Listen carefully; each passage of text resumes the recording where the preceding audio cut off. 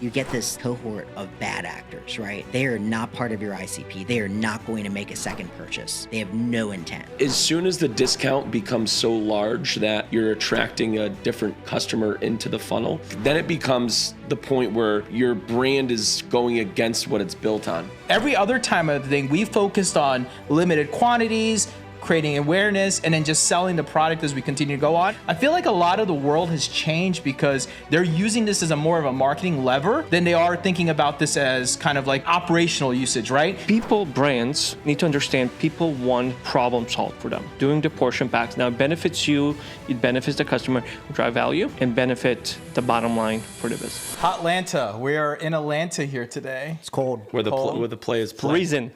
Are we considering this a top 3 city? No. Better than Chicago. It is better than Chicago? No. Oh, why not? No. Tell us why. Because of the drivers? Are you kidding me? Because they don't stop when you try to cross the street? Dude, yesterday he refused to look both ways. Well, okay, he doesn't just believe cross. in He this. thinks jaywalking is like a federal legal thing. Try to jaywalk every single opportunity. You guys almost got killed walking. Drivers are definitely better in Chicago. We can start off with that. Driver, Okay. yeah. Or people just walk wherever they Traffic want. is better in Chicago. Atlanta's still better than Chicago. No. What do you I don't know. Hold have on. that's better than Unbiased, Chicago? top 3, what are we looking at Atlanta so far? I just don't like the traffic. Yeah, the traffic's pretty rough. Bryan, really? I will Chicago revoke. traffic was pretty bad too, though. Remember, it took us like 3 hours to get from the airport to the Airbnb last time. What did you walk? No. Okay, we so took a so car. regardless though, what's the top one? Is it Connecticut because we did the casino? Definitely not. And Connecticut is a state, not a city. We got to clear that up right away. It's Tomato. it's the same No. thing. Nah, I don't think so. No. This guy. We'll continue. All right. this. All right. Let's Well, do you this. guys ready to shoot? Yep. Let's do it. All right. Let's roll this thing in 3, 2, 1. Welcome to the ASOM Pod, where we talk a lot. E-com is the path that we walk a lot. From 4 point of views when we're talking shop. Amer from the agency and Jimmy from SAS. John has an Android, but give him a pass. Cause he's an operator building brands like a carpenter. And that's Bryan, he is the marketer. Like I said, this the ASOM Pod, where we talk a lot. E-com is the path that we walk a lot. From 4 point of views when we're talking shop. What is up, everyone? Welcome to the ASOM Pod, a show about perspective from the eyes of an agency, SaaS operator, and a marketer focused on the D2C, e-commerce, and retail space. All right, let's go around the room, introduce everyone. John Roman, Android-loving survival king. What's up, dude? How are you, man? Good, man. We're in Welcome your to Atlanta. city. How you feeling about this? Feeling good. It's a little cold. Yeah, it is a little cold here today. And then we've got Amer Grozdanic, the mayor of Chicago, Prince of Bosnia. What's going on, dude? How you doing, man? How you feeling? Loving Chicago more than Atlanta, but We're going to have this debate You're just here. going to continue the hate? All right, I don't let it go. All right, Bryan MacDonald, self-proclaimed funniest dude on LinkedIn. How you feel about this banter about Chicago, Atlanta? I love it. I mean, I'm from Chicago, so I'm going with Chicago here. But I like being the guy that sort of pulls strings in each direction. All right. And my name is Jimmy Kim. I'm the moderator, the brain, the man of the people, and the email dude here today. If you're listening to this pod and you want to hear unfiltered hot takes from the team here, we do have this great newsletter. We'll send you each and every week. You can subscribe at awesompod.com, and you can be alerted to join our future newsletters. By the way, if you guys want to hang out with us in real life, we have an event coming up, April 25th, 240 people. It's commerceroundtable.com. We're like, at the time we're shooting this thing, we're about 60, 70% sold out. So we should be sold out by the time, hopefully, right around the time the event is happening. So very excited about that. Less than 2 months away. Yeah, less than 2 months away. And secondly, we'll all be on stage here. So it'll be really fun. We've got a live pod we'll be doing. All right, guys. Well, look, let's dive in because today's pod is titled The Great Discount Debate. Are discounts killing brand value? And let's dive into this because what we're talking about really is discounts can be a powerful sales tool, but it can also be a brand killer. And let me start by laying down the framework for today's talk here, right? I've seen discounts do wonders for short-term sales. We all know that it's the thing that creates short-term sales, but I've seen it also cheapen a brand that can also lead to a wrong training of a customer that can happen along the way. So I want to kind of walk around this room and kind of chat with this, but I'm going to start with Bryan because I believe he's got some hot takes around this. And Bryan likes to rant about this in our little chat all the time. So Bryan, gut check, all right?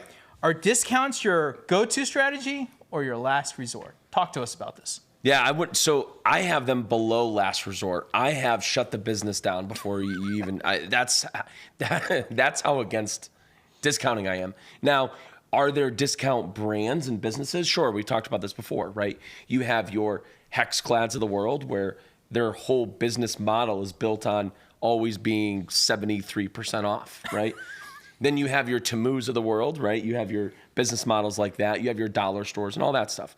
However, for the most part, in regards to any brand that we're either wearing right now or any brand that is a part of this room and production setup or the kitchen, none of them have been built upon discounting, right? They're built upon brand and quality of product.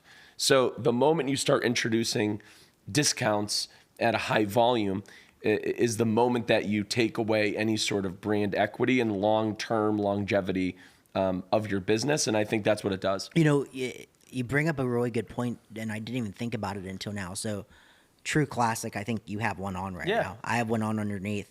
I've bought from them a few times. I've never bought for them unless it was a massive sale, unless it was a... And they're not an expensive product to begin with. I mean, a t-shirt's what, 18, 20 bucks? But I've never spent more than 12. Yeah. Because I wait.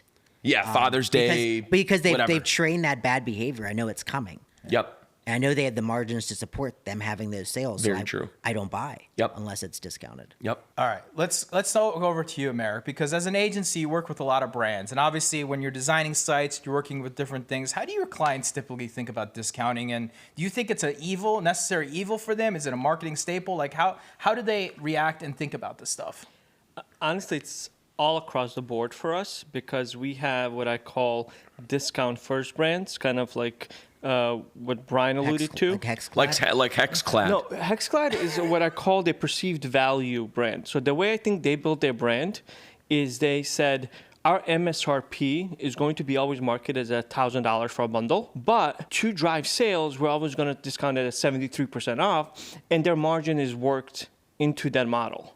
So they're more of a perceived value brand and not a discount brand. That's fair. Yeah. Yeah, where I think discount brands are, and typically brands when they start off as net new brands that don't have brand equity, and sales are slow and they're not investing into building communities, relationships, and posting content and things like that, they panic and then they start throwing in 30, 40, 50% sales consistently. I think those are the ones that are typically in trouble because they're always chasing a moving target and they're on a brink of a collapse if something happens with an algorithm, if something happens with the economy.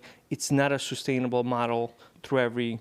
So I have a question because I think your perspective is interesting on this because you work with smaller brands. For your ICP, I would put BattleBox probably in the smaller brand category based on some of the bigger ones. So like, I'm thinking of some of your portfolios. So like Paris Hilton or Rihanna's Fenty or Billie Eilish's perfume. Do they discount? Well, or is their discount significantly different than like the other brands? Significantly different. They'll run like super small discounts for like the Black Fridays and things like that. Where they are more based off is what Jimmy talks a lot about is drops. Here's an exclusive drops, brand new one. Like Paris Hilton has, for example, a much larger catalog of perfumes and things than Billie does. So it's a little bit different positioning. Yeah. Where Billie right now has a new SKU drop sells out and just exactly, yeah. Yeah. 1, 2, 3 into the phone. Guess who it is? Omnisend is at the door. Tools that'll make your brand break through. Pretty damn awesome, just ask the crew. Trusted by over 125,000, 5,800 reviews, you can count it. Go ahead and try it like Elf on the Shelf. The results you'll get will speak for themselves. Do their best to impress with their SMS. Do their best to address an email address. So forget juggling apps, this ain't a circus. Omnisend was built just for you with a purpose. So what are we doing? Why the delay? Head to omnisend.com today. Hey, yeah. All right. Interesting. Let's continue on with this because John, like, let's have real talk as a brand operator, right? Yeah. One thing that I think about is discounts can also save you ultimately, and I'm sure there's been times where you've had to use it as the sales tool, the sales lever, but does it often make you stay up at night thinking about brand perception? Is this something that it runs through your head? Like, when I run a discount, do I believe that I'm hurting my brand into the future or pulling forward sales? Like, how do you think about it? I think that is the case. At least for us, BattleBox speaking, I'm not a fan of discounts, right? just not a big believer in them. The reality is there's some times of the year where we offer them, right? And there's sometimes when we're trying to onboard new customers, we need to clear the funnel a little bit. The only thing that's going to be scalable is a strong intro offer or a discount of substance. Not a fan when you do those discounts, when you do those big offers. With certain, you get some good customers in the mix, but you get this cohort of bad actors, right? They are not part of your ICP. They are not going to make a second purchase. They have no intent, and they mess it up, right? They make the overall cohort very, very difficult to be as profitable as it needs to be. So I'm not a fan. Bryan, you have a pretty hot take about the whole discount customer, don't you? Yeah, it's as soon as the discount becomes so large that you're attracting a different customer into the funnel, into your customer base, then it becomes the point where your brand is going against what it's built on, right? So for us, right, we have a 25% like welcome offer with a high AOV. Only discounting by 25% for the first initial welcome offer still keeps that first purchase somewhat expensive. Where if your Farmer's Dogs of the world, right, they have those 60% off welcome offers. Well, if you have a $200 AOV and someone can just get in there for $80, it's a lot different than bringing that 200 down to say 150, because that's sort of your same consumer base. If someone's spending 150, most likely they're going to spend 200, but your $80 customer won't spend 200 every month. So you're just bringing in the wrong people. But I think for you guys, it's a whole different conversation though, because like, as a pet owner, we don't switch foods like we switch socks. So like when you're buying for your dog and you initially make that investment, you're most likely, unless your dog has a adverse reaction to the food with their stomach or whatever, you're not switching the food. Yeah. So once you hook them in, as long as it's a good fit for that puppy, you're not going to lose that customer. Yeah. That's a good point. And what about brand equity? What are your thoughts between all of you guys when you think about brand equity, deep discounting, and of course the future damaging of being able to ask full price? Do you think it does hurt it? I mean, let's just even talk about your first welcome order of 25%. I know you're doing it, and I know your competitors are giving more, right? Yep. Which is why you give as much as you do, but some could argue that 25% is a lot. Yeah. No, I agree. I mean, it's always a tough balance too, because there's when you're dealing with a consumer for us that is either on another raw brand or on a freshly gently cooked, like a Fresh Pet or Farmer's Dog, there has to be some sort of incentive to come over. And for us, we started at 10% when I first started. And then on the subscription model, the reoccurring is only 5% off every month. But the actual like hook and anchor, we started to move up. I moved up from like 10 to 15. And I'm like, that wasn't that big of a jump. And then I moved it right to 25, and we saw a much higher conversion based off of first customer purchase. So I think it was me trying to like move it up a little bit until we reached a point where we weren't destroying equity and also profit margins while also keeping that same ICP intact. Got it. So question for you. I think what you guys also do well, though, is because you have a strong brand, you have strong quality, and you're betting, even with the 25%, that the product is so superior, so good, people will come. That's it. Yeah. That's all it is. Yeah. We just want to get in the bowl. Once we're in the bowl, forget about it. The key is just getting in the bowl. I love that. Once we have to get in the, I mean, that's like, it's any brand that like I said, we can think of, like, I'm just going to use Nike and Apple for an example, right? Think about when's the last time you bought a pair of Nike shoes for 70% off? Unless you're buying it at a discount store, right? Right. Same thing with the Apple with the iPhone, and they know their product is so good that all they want you to do is switch from Android to iPhone because they know you're not coming back. But is it? Okay, here we go. We're not here to discuss that. Yeah. But I will say that there is definitely pricing, position, brand equity, and a lot of different things you've got to think about when you come to it. And in fact, when I think about my brand, and I've aged a little bit now, it's been a decade since I've owned a brand at this point almost. But, we never really ran discounts at our brand. And it wasn't a commonality back then. E-commerce was relatively new back then.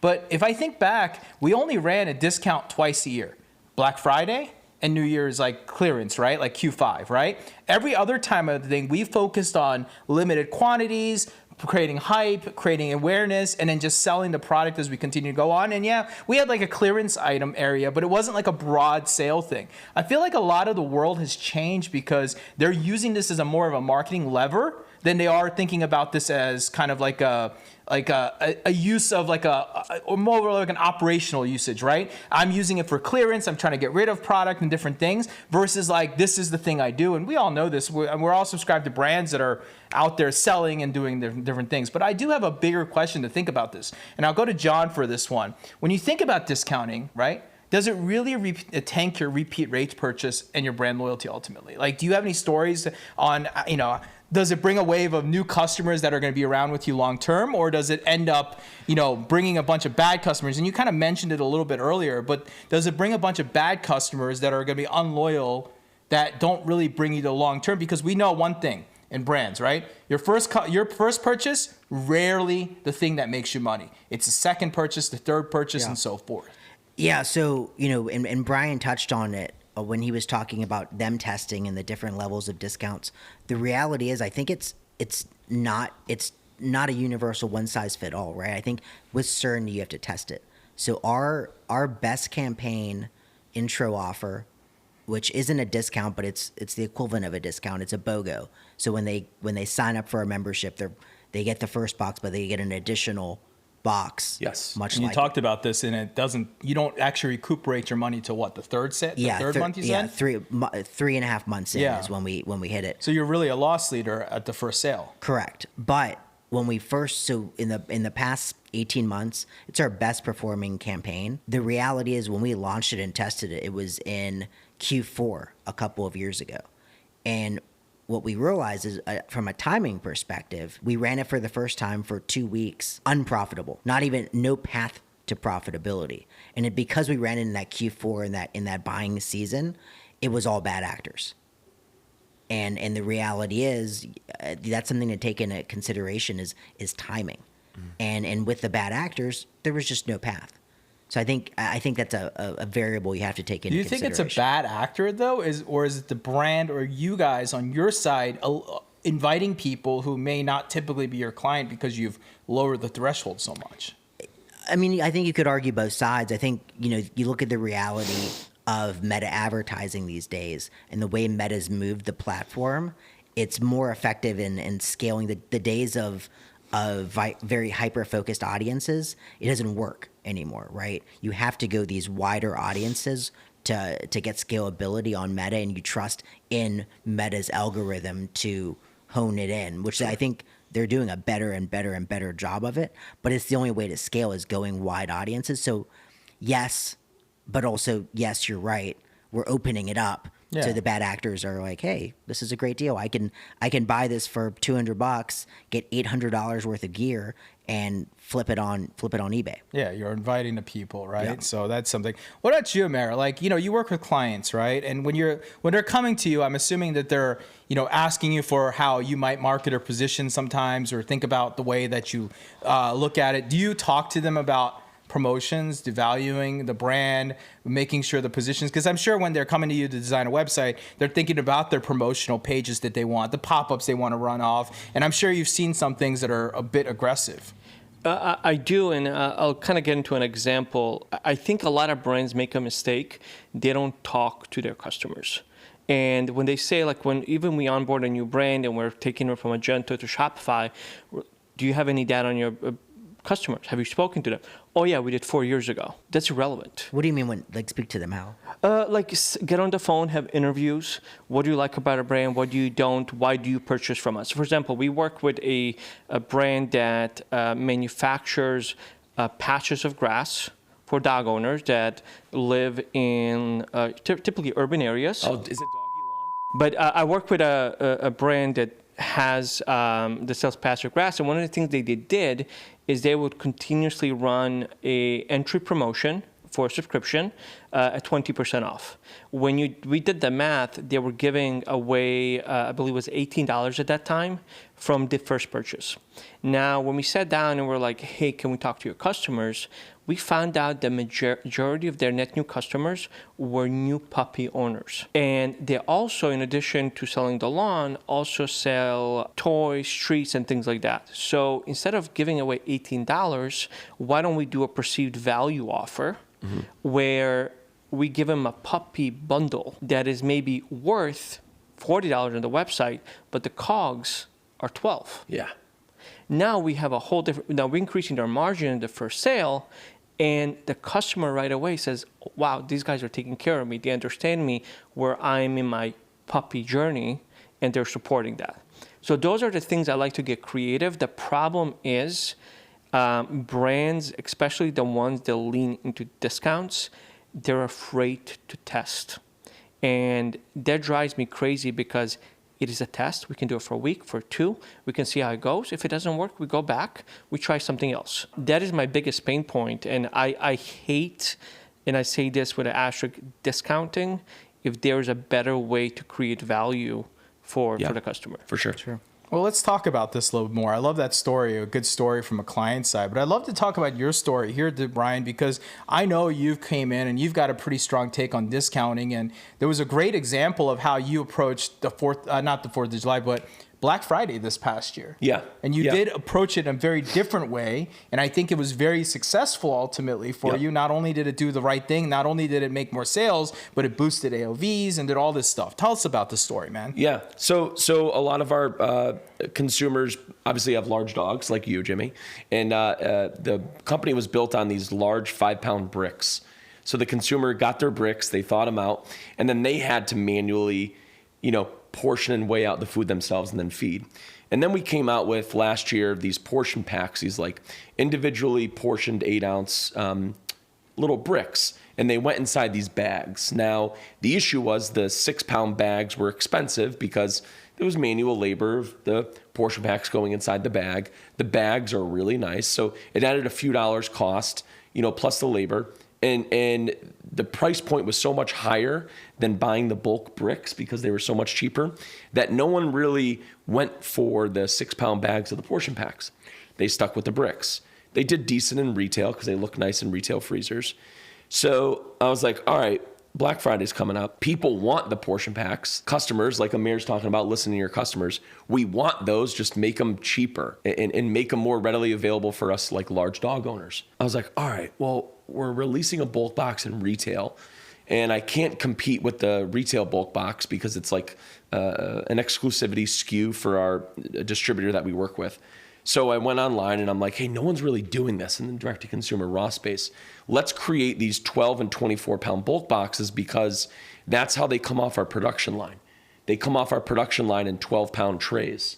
So if we're literally taking a 12-pound tray, dumping it in a box, well, there goes your manual labor.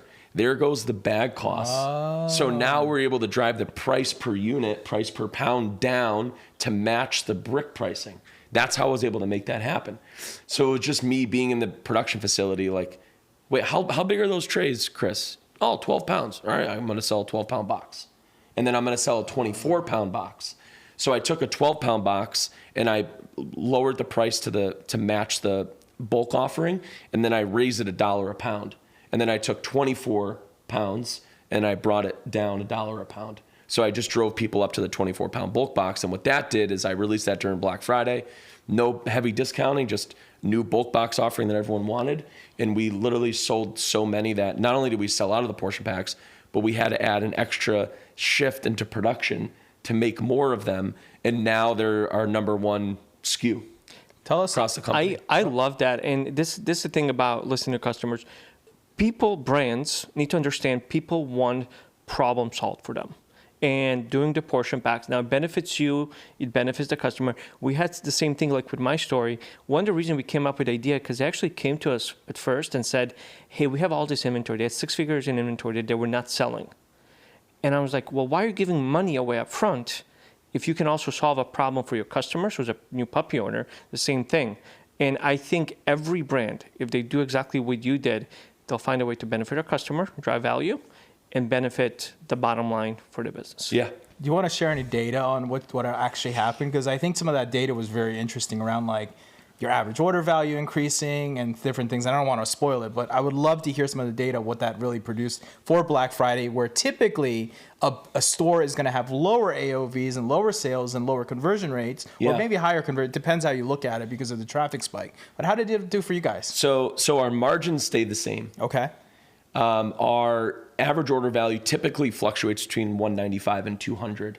At this particular promo with the 12 and 24, it went up to almost 240. Wow. So AOV increased by, let's call it, say, 30 to 40%. And then we had the actual new customer, like net new customer acquisition funneled to us because people were like, hey, Oma's people that feed our product, that have friends and everyone that, some folks will feed our product as a topper or will just buy our treats. They may go to another brand for their chicken, right? There's a lot of mix and matchers out there. Hey, Oma's has this bulk box thing going on right now. So now we have net new people coming to us for free, which was wild. So like people were calling customer service. Hey, I'm so-and-so. Carrie said you guys got these bulk boxes now. I spent $0 to get carryover. She just bought $450 worth of bulk boxes. I was gonna say, how much was a bulk box? So yeah, the 12 pound was obviously a lot less, but the 24 pound bulk boxes ranged anywhere from like $140 to $180 depending upon protein, and people would buy multiple of them.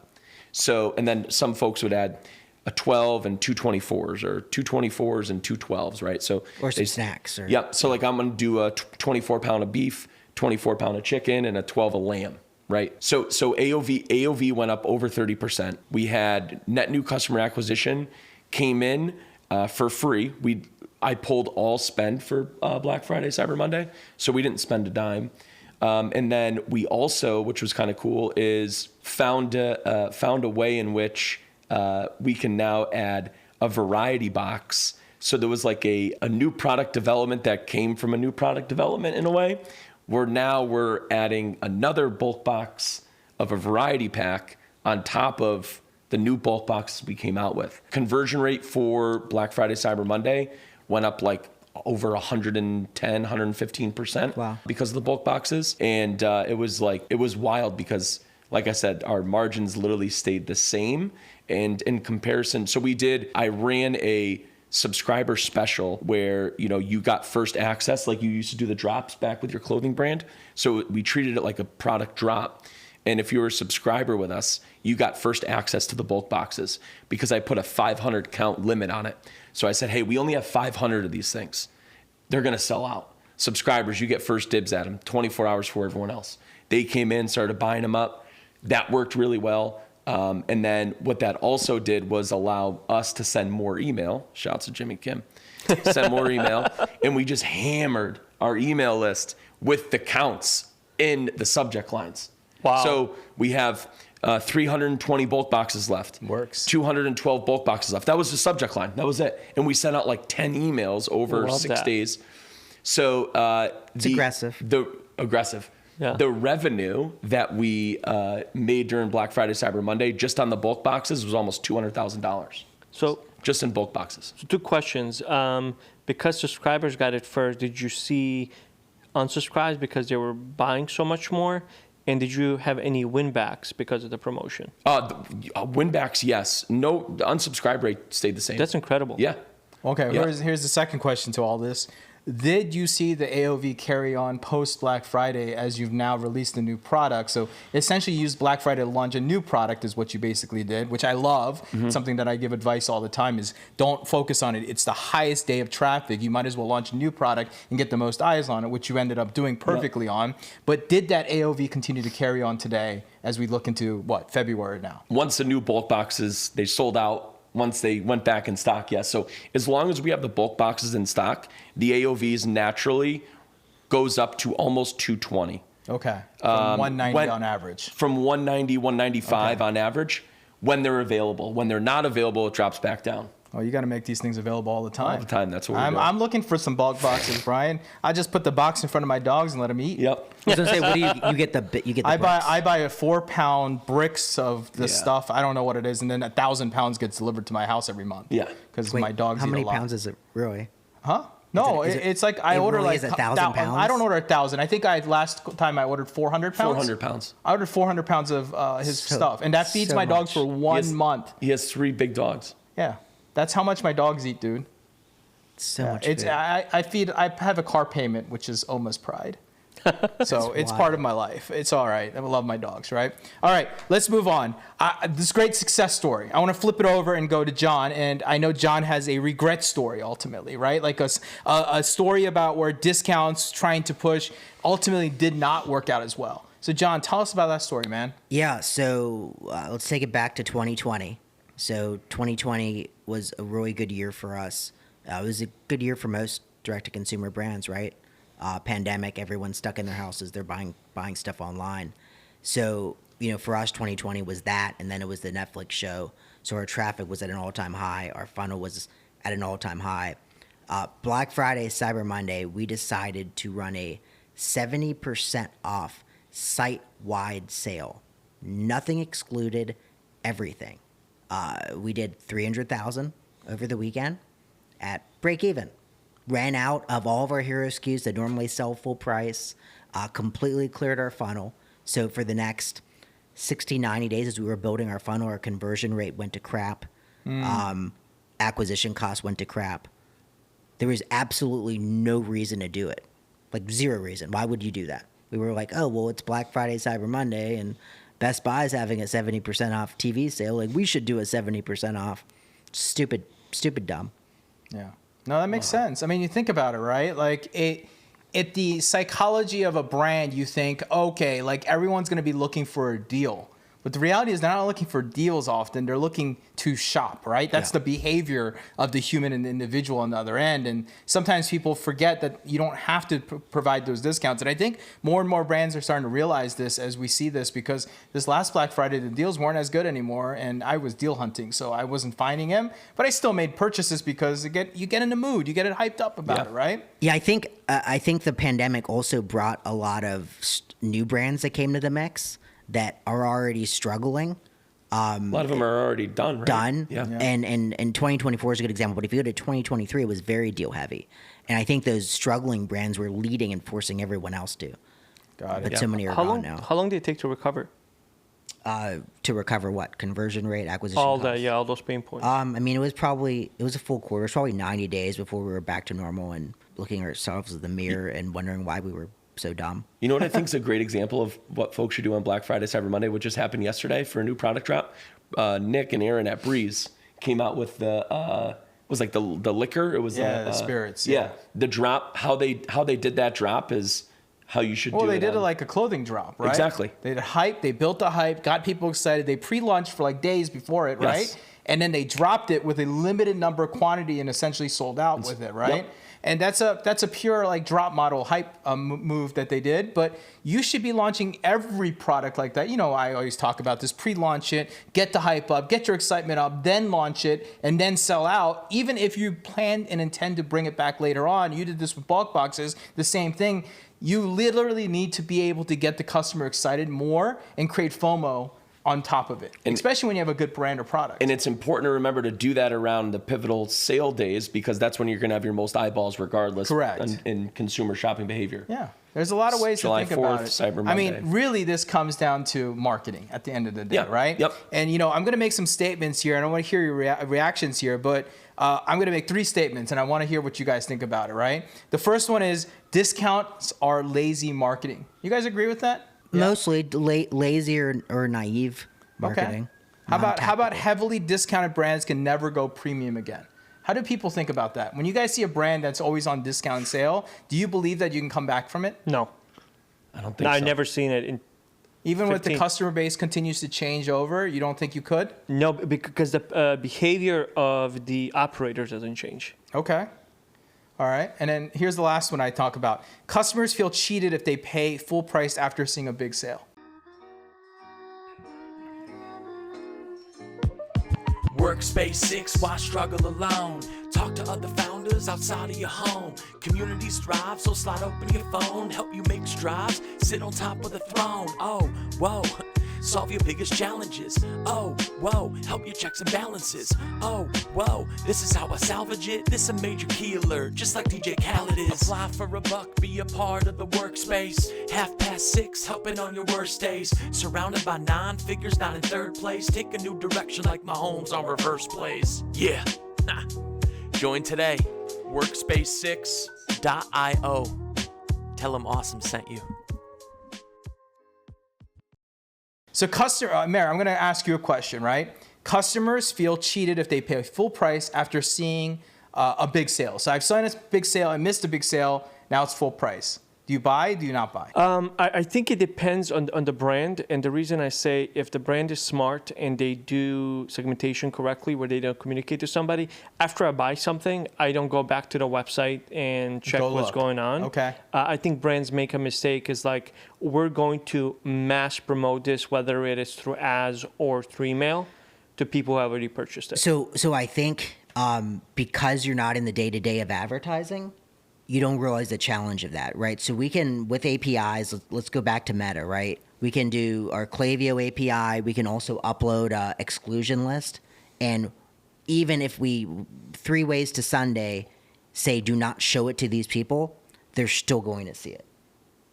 So I think it's still difficult. It's not a perfect Hard to do world. at scale. I know, do. yeah. But it removes 80-90%. It does, Yeah. but still, if we're at scale, we do that. We have several exclusion lists and API exclusions, and when we do a big sale or a big offer or something, a good example is we pivoted a couple weeks ago where we're giving a free 2-person tent if you sign up for a membership, and with certainty, with all the exclusion lists, there's that comment or there's that email, and they're like, "Hey, I signed up 6 months ago.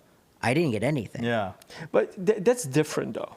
Like, I'm talking more about you buy something today, and 3 days later, somebody does it. Okay, But I it gave 6 months, happens, but it happens. I comment, man, I bought yesterday. I wish I would have seen this. ButcherBox leans into it and actually runs those as ads. Yeah. They do what? They lean into people missing their sale. Oh, as ads. Ooh. ads. So it's like, hey, and it's like a meme of like, I don't know, some lady crying, wilting away. Because she by a missed. river. Because she missed it. Just missed the picture a sale. meme of a lady crying. And they'll say like, when you missed free chicken for life because you were too late to sign up for a ButcherBox subscription. And that's their ad. And that's their ad. But what about the other way, right? You pay full price and then they go on sale like a couple days later. Yeah. How do you guys treat this? This is a tough one. It's very ad hoc, but we treat it. We make it right. You make it so right we'll for the look at the customer? customer. If they check a couple of boxes internally, just what their spend is, what their behavior is so far as a customer, we'll just send them the tent. We'll just make them. You'll just make it up It's just for them? worth it. I think it really depends, but I think consumers feel slighted sometimes when that happens. And either you gotta way. make it right. It's This tough is where to- discounts are so tough. Like, everyone knows where the major discount points are, right? We've got Memorial Day, 4th of July, maybe President's Day, Labor Day weekend. Like, these are the typical ones. And so usually, I'm sure the behavior of people is that they wait and they're close to those dates. But when you're dropping random discounts and different things throughout the rest of the year, people can feel a little slighted behind that, right? Yeah. So it's like making sure you have a good brand policy in place. And I like yours. It's obviously thinking about that. All right, let's pivot again, okay? We've been talking about discounts and all that stuff, but let's talk about the other side of this, right? Not discounting. Things that we can be doing as brand owners and marketers and thinking about, and how people who are listening to this pod could be thinking about, what can I do that is not discounting, but that's adding brand value that could increase sales? And I think you started, and I'll start with you, Amer, but value adding versus price slashing, right? How do you add values versus price slashing? What are your thoughts on that? I think Bryan kind of alluded to this, is if you have these VIP customers, however you want to define them, is how can you give them something before anybody else? I think that makes those followers, the loyalty grow. Something John mentioned, and we have quite a few brands that do this. One of the things consumers don't understand, at least in my portfolio brands, whether it is a John or a Josh, everyone cares so much about their customers. So like, even when I hear those comments, I was like, oh, that's a BS, because I know we had extensive conversations. So I think also brand owners need to put on the display a little bit more. I think it was might have been you, correct me if I'm wrong. We were talking about adding an insurance, I think it was like route to. We have it on our site, right? Yeah. But like one of the things you said is regardless what happens, whether I have route or not, I'm going to take care of that customer. Yeah, because the whole idea behind Route, like what they offer, insurance because something got lost or stolen, like you should be doing that anyway as a brand. If that happens, that's a bad customer experience. It doesn't matter if it's your fault or UPS or USPS or FedEx's, you still make it right. You're already doing that. Yeah. So Yeah. yeah. I think that's the big thing to me. We just work with Scott. He has I'm the chef too. And one of the things that they're dropping this brand new kit. And one of the things they did is like, we want to make sure our existing subscribers get a first shot at it. And that's what they did. They sent out emails, communicated a week before, and then a week later we ended up launching it on the website. And it's still doing really, really well. So I think it's just a lot of these human elements to remind customers what you stand for goes a long way. Now, if you can do, you have a additional vault where, because you're subscribed, you get 10% off lifetime and things like that. Those are all price-driven values. But I think these shipping protections, free returns, so on and so forth, for your loyal customers is really what drives that value. That's interesting. All right, let's move to another idea that's away from that. How about exclusive drops and community building? I'm going to go to you, Bryan, because I think that you have a pretty good perspective on this. You guys do a really interesting job building your community, and I would say your community's social, and they follow you on social, and they're listening to you. One of the things you've recently done is this whole office thing, and it's really not about the product, but I guarantee you're getting website views and people making purchases. Tell us about that. And job applications. Yeah, and job applications. Hundreds. And you're not making any sale promises to these people, but you're driving sales through community. No, it's wild. So we have a very interesting crew of people that work in the office. And like the office, the show. Like the show. And, ever since Nina started, really, she just takes behind-the-scenes videos every day. Whenever Adam and I or someone in the office is just doing stupid shit, and she literally will just take a video of it. She has an archive on her phone, and she put together episodes. She's like, hey, people were commenting, you remind me of Michael, you remind me of Dwight. And she's like, wait a minute, what if I just sort of fake create reruns of The Office? And she goes, I'm going to post it on social and see what happens. And what we found is TikTok, the algorithm in TikTok picked it up really quickly. But then she pulled the statistics for it, and I'm going to pull it up because it hits our ICP perfectly. It's 94% women have been commenting. Oh, wow. In between, the ages of 30 and 48. That's our ICP. The perfect office. No males, watcher. no Gen Z at all. Yeah. At all, which is wild, especially because it was on TikTok. But what we found is people were commenting, I don't care where you are, I'm going to relocate. I don't care what you guys do, I'm in. And then Nina posted her email on these videos. And so far we've had 300 and something applications, people just sending us their resumes. Everyone from warehouse workers to office staff to data analysts to marketers, social media people just want to work with us. And then we have people that said, I don't even have a dog, but I'll buy whatever. These comments are wild, right? So then I was like, hey, after we went viral, I'm like, Nina, look up our Linktree statistics. They're up 18,000%, right? We didn't have any sort of and that's not an exaggeration. It could be 20,000%. We didn't have that much traffic on Linktree. We don't drive to it at all, right? It's just sort of there for folks to find us. And people are literally going through that, which saw website traffic go up a little bit. And then we saw people ordering treats, some food, a couple people ordered subscriptions, and in the order notes that says, literally found you guys on TikTok, you guys are hysterical, can't wait to try.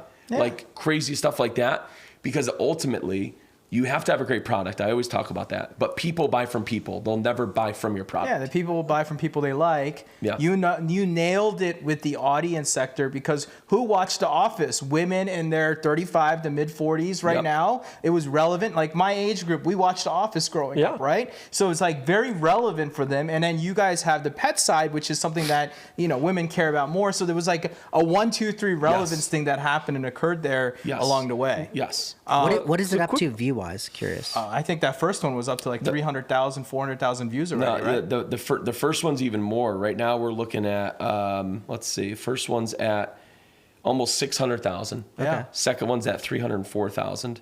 But you're only almost honing down your community now. Yeah. Each video that they keep progressing, they're bringing the most loyal together that are now really collaborating and joining. Going through all the Yeah, videos. they're going through all the videos now, probably waiting for that next video to drop because they've enjoyed it. Yeah. Go ahead. Just my big thing, though, it doesn't have to go with discounting, but it complements this whole brand thing. I tell so many brands, especially operators, do not hide behind your logo. Yeah. That's And part of the community. In order to build community, you have to be in front of your logo. And they just don't want to do it. I know you do it with Brandon and Austin and everybody else, but like, brands just don't invest the time for that, and it drives me crazy. Yeah. All right. Let me go to the third idea that's away from discounting, which I want to go to John about. Partner and influencer collaborations. Because another great way to not be the discount brand or put yourself on discount is to go work with a partner or collaboration. John, what do you guys think about when you think about this stuff? Yeah, I mean, it's, I saw a post, we were talking about it yesterday, where someone's like the random guy in Reddit that talks about the product and then they buy. I mean, it's a great way to get your blended CAC down. Well, yeah. I actually made a post about on LinkedIn that most people. It was your post, yeah. Oh, yeah, exactly. Most people will rather go onto Reddit, read about someone's experience or their likeliness, some random dude, and go buy that product based on their recommendation over a UGC ad, a review ad, an advertisement, anything, because they saw this guy, Johnny Buckets 1, 2, 3, 4 say that Oma's Pride is the best product to go buy, and they literally will take that recommendation and buy. Because it's organic. That's the generation we live in today. Yeah. And that's really where, you get a good partner influencer out there talking about your product. That's a great way. And even if they give a very unique independent discount that might be given to them from that one person, that can drive you a tremendous amount of sales. The big difference there is I'm one of those guys that goes on Reddit when I shop for software and things like that, but it's not the one person, is the context of the entire conversation. You get a feel on how people feel about that brand, because it's not, oh, this review is great.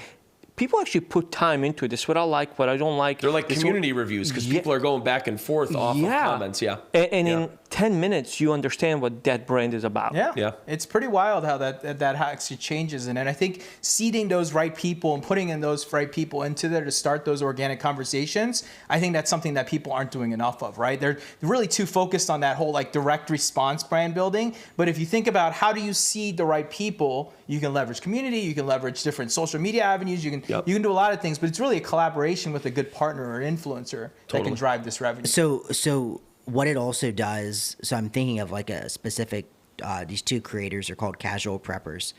They've been a partner of ours now for almost since inception. They run a podcast in that space. It's the #1 podcast. And what they do, we've tested it with the discount, just a small discount, 10%, use Casual Preppers. But what we've done is they'll have a specific item they like, and they'll talk about that item. And hey, you sign up for BattleBox, and we really like this knife, so this knife is gonna come with it, with your first box. Yeah. So we're keeping it at full price. And I You're think giving that's the free kind of, gift instead that's kind of of key. so you're bundling up instead of. And we do that on our side too. Yeah. It's always a free X instead of actually discounting. Yeah, you're providing more value. So you're saying you'll get this for this value, which would have been this. So you're essentially discounting without saying I'm giving you a discount. Yeah. That makes sense. All right. Nacelle is here with new AI tech. Read your customers' minds, isn't that the best? Turn browsers into buyers, collect your checks, showcase what they want through the product rec. Not your average, you may also like. Tracks the full customer journey on your site. From click to checkout, getting it right. From click to checkout, day or night. Nacelle makes your store smarter than ever. They personalize lives, isn't that clever? Providing smart segmentation that sells better. Deliver perfect picks to shoppers forever. Yeah. Visit nacelle.com now. Look, we're coming to the end of this pod before we get to Bryan's buy or sell game. But I want to kind of wrap this up with the great, a final takeaways from all of you guys when we think about it, right? Amer, I'm going to start with you. What are your final thoughts that you would tell brands that rely on heavy promotions? Test to try to get away from it, but try to be more patient. I think it's a long-term game. To your question previously, can you transition from heavy discounting? I think it's up to the operator, and most operators are not patient enough, or maybe they're not financially set up enough where they can sustain that change. And I think the latter's oftentimes true. Yeah.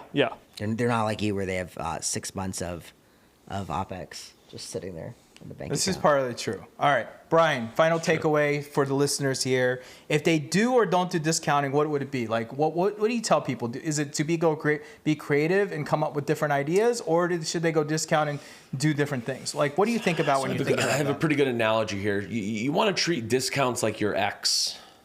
It's okay to say hello once in a while. Don't sleep with them. Jesus. Right? Say okay proactively? You could say hello. Or What I mean is, like, for discounting, right? It's okay once in a while, say hello.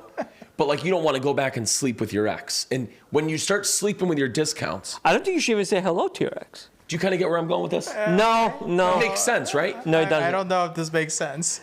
Can I get you out of trouble and ask you a question that will be more direct? About my ex? No. No, but net new brand. Yep. How do you create it value, brand equity, and everything and attract customers without discounting? So how do you, like, when you first start the brand? Yeah, first start your brand. I think that's where people get in trouble. They start their brand and they go heavy discounting. Because they're just trying to get sales. Yes, Yeah. yeah. So I think just based off of, to be honest with you, I think if you just use social media as a main dictation point and looking at, do I have a true brand or not? If you can't build at least something on organic social, you either have a bad product or bad people that are in charge of amplifying your brand. I think it takes it even broader. If I were to piggyback off that, it's broader than that. Too many people rely on paid traffic as their main source and only source of traffic. They don't know how to diversify. They don't understand what it takes to go out and use organic growth and build real brand equity in the market. That's actually the challenge that people have. So they lean on discount because it's the easiest thing a marketer can do to say, I'm 20, 30, 40, 50% off on your first sale or all your sales, because it's easier to sell that way than it is to go off and grind 6 months on SEO or grind 6 months on social to build that. The truth is, we all have talked about this plenty of times for social media. You know this, Bryan. Social media is not just posting. It's engaging and it's wrapping people into you, and it takes a lot of work. And as you know too, like, you don't just get a post out. And this is something that I've seen with operators too much. They think, oh, if I put the perfect post out, it's just gonna pop and it's just gonna win. It doesn't. In fact, you're gonna put hundreds of perfect posts out, and then you're gonna put something stupid out and it's gonna pop, and then you're gonna go, what did I do there? And you have no idea. But it wasn't that one post popped ultimately. It was because it was an evolution of a lot of things that happened along the way. Yeah. And there's a lot to think about. John, as we take it away, final takeaway from you, what do you think about? I just hate discounts. If you can avoid them, avoid them. The problem is discounts to a certain degree, and I'm talking the minimal ones, right? Whether it's the subscribe and save, whether it's that 10% off cart recovery, there's always going to be that level of discounting. But just overall, I think it's still because there's so many brands, such a competitive space now, and the ones that are struggling, that are being lazy, they just have to do discounts, right? And until they go away, it's tough to completely eliminate. No, it is. Like, and consumers kind of expect them at some point. That's We've trained the problem. consumer, They've been which trained. is part of it. However, there are great premium brands that have positioned and never discounted, that stay and hold their line, and people still love and buy them. But the thing about those brands that are premium brands they're also the ones that usually last the longest too. Yeah, well, and they're established. So they establish can do that. because they position themselves in a hierarchy over a person who's going to discount constantly. Most people think the only way to separate yourself is through price because it's the easiest. So most people now in It's D2C, the easiest lever. It's the easiest lever to separate yourself. And I know we have a pod coming up about why marketers suck, but this is definitely something that comes into place here. So, Bryan, with that said, we have a game now, and this week's game is called Bryan's Buy or Sell Game. So, introducing Bryan, the meat guy. Yeah, that's me. That's me. All right, guys, are you ready? You hate that. He loves it. Yeah, the meat guy. Yeah, he's the meat guy. Look, your Instagram is anything but salad. Yep, true. So, and you sell pet meat. True, I do. So what isn't it? Well, no, and you so cook meat yeah, it's for not- dinner. Cooked us You've last cooked night us lamb meat. chops. Yeah, So you like meat, and meat. Just want to kind of reiterate, it's not pet meat. It's meat for pets. I just want to make sure that there's a truth there. There's a truth there. Okay, yeah. This isn't Indonesia. This is Indonesia. Don't offend the Indonesians. They might be listening to our pod. Indonesians do not eat pets. Yeah, Jesus. All right, move on. Buy or sell the meat guy, Bryan. Anyways, They don't. I'd go there one day and check it out. All right, here we go. Number 1, discounting trains customers to wait for sales rather than buying full price. Buy or sell. Buy. My Easy. True Classic was a good example. Great example with True Classic. Strategic discounting can increase customer lifetime value. This is an interesting one, and I'm going to explain why. Buy. I buy. Buy. I'm going to buy it too because we use discounting strategically to only offer through subscription customers to retain them. You get exclusive discounts. Yep. Then we also use it to flush out inventory to free up cash flow before the end of the fiscal year. So we have brands that never discount risk losing price-sensitive customers to competitors. I sell that. Brands that never discount risk losing price-sensitive customers to competitors. I could argue both. I'll go buy, actually. I'll go buy if the value is not driven. Okay. And what about you, Bryan? I'm back and forth there too. I think I buy and sell that. So I have a good example. Okay, so, give one. Remember the pants that those two were wearing yesterday? Were making fun of when they were walking like that. Yeah, your calves were cold yesterday. Mine weren't, his were. You guys were wearing capris yesterday. We were not doing anyway, jogging. so I got one of those pants as a gift. They're perfect for a plane. They're perfect for everything. They're so comfortable. Yeah. And I looked up the brand. Either way, the sweatpants are $180. I will never ever buy those sweatpants. So I looked up it's 85% this, 5% that. Tried to find something else. I can't do it. And there's no discount. I put it in the cart. I waited for 72 hours. I think the ones I were wearing were True Classics, and they were like $30. I ended up buying what is that? Elba's husband's brand? Thieves. Yeah. I bought a pair from them for like $25. Yeah. Interesting. All right, let's move on here. Heavily discounting sitting inventory is the best way to sell that and free up cash flow. Heavy discounting on sitting inventory. I buy that for cash flow reasons. If you have a product that you're going to commit to selling and that you're going to discount, and it's not just like discounting, it's like slashing the prices and just lowering it, I think that's a really great idea. I'm with Jimmy. Yeah. So we do a flash sale Friday. And it'll be, 2 good items, but occasionally we'll put in that item that it's been there a little bit long. Let's knock it out just to get it off the books. I think it depends on the industry. I think a lot of people jump to that too quickly. But for example, if you have a health and beauty product and it's not moving, add it as a free sample with a subscription. Introduce that product. Take these certain steps before you jump. But if no one's buying it, why would you introduce it if no one's buying it? Because some people, for example, in healthcare, hasn't tried it yet. They haven't tried it yet, or they have their routine. And if you introduce it and try and they like it, and it's a good fit to their skin, as an example, it can start to move. But it's also risky because the heavily discounted, you're probably still profitable on it, while giving it away, you're just eating the cost. I mean, it changes and the chances are you're probably never going to reproduce that product. Yeah, because it's already not a non-seller. So by putting on samples and hooking people, then but the thing is, there's a difference between doing waiting and sitting on a product for 3 months to moving. If you introduce it and your sales are not there within a week or week and a half too, that's a signal you got to do something. Yeah, I mean, I guess if you try to hit it early. Yeah, I guess it depends too, right? If you have a bunch of triple XL condoms that aren't selling, you're not going to introduce those to. Jesus. All right. Does that make sense? Move on to your next one. Last one. Here we go. Free gifts are better than discounts. Is that a thing? Huh? Is that a thing? Dude, Triple XL? Okay, stop. This is going to get us in trouble. All right. Yeah. What, last one? I'll show you. Okay. Last one. Free gifts work better than discounts. I buy that. I've been talking about it all episode. Yep, I buy it. All right. Well, thank you, the meat guy.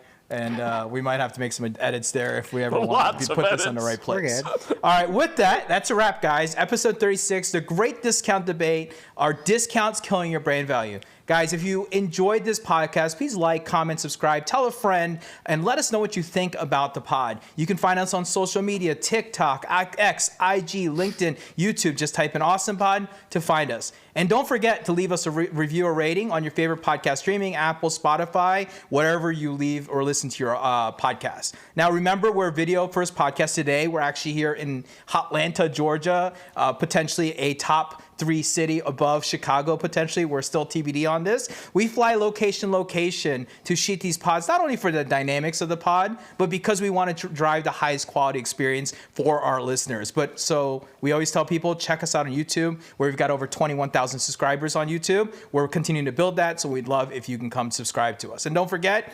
awesomepod.com. If you want to hear our hot takes and rants, you want to hear more from Bryan, he drops some really hot and spicy on there, so we'll tow it. Last but not least, next week, guys. Next week pod, doing again another spicy one for you. Love that. Episode 37 is called The Rise and Fall of Subscription Models in E-commerce. We're going to talk about subscription and how, well, what we're seeing right now, because there has been a shift in that market. But with that said, thanks for tuning in, and we'll see you on next pod. Point.